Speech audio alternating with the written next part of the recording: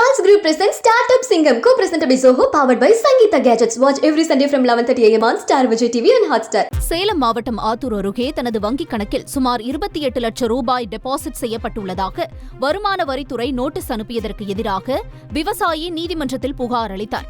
வெளக்காப்பட்டு கிராமத்தில் மலைவாழ் பழங்குடியினத்தைச் சேர்ந்த அண்ணாதுரை விவசாய கூலி வேலை செய்து வருகிறார்.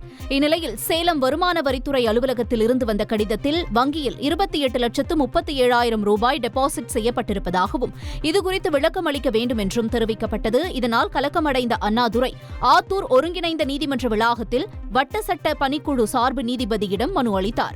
3 பேக்கில் அக்கௌண்ட் ஓப்பன் பண்ணிருக்கேன். அதில் வந்து பயிர் கடனும் நகை கடன் மட்டும்தான் இருக்குது, வேறு எந்த கடனும் இல்லை. ஐயா, நான் வந்துட்டு பேங்கில் வந்துட்டு 27 லட்ச ரூபா டெபாசிட் போட்டு நீங்கள் லெட்டர் வந்துச்சு, எனக்கு எந்த வழியும் தெரியல. நான் வந்து சாதாரண விவசாய கூலி தான், நான் வந்துட்டு 100-200 கூலி வேலை தான் போயிட்டுருக்கேன். ஆனால் என் பேரில் லெட்டர் வந்துச்சு. ஜப்பானின் ஹொக்காய்டோ மாகாணத்தில் வரலாறு காணாத பனிப்பொழிவு பதிவாகியுள்ளது. அங்கு 12 மணி நேரத்தில் 4 அடி வரை பனிக்குவியல் குவிந்துள்ளது. கடும் பனிப்பொழிவு காரணமாக ஜப்பானின் வடக்கு பகுதி முழுவதும் பனிப்போர்வை போர்த்தியது போல் காட்சியளிக்கிறது.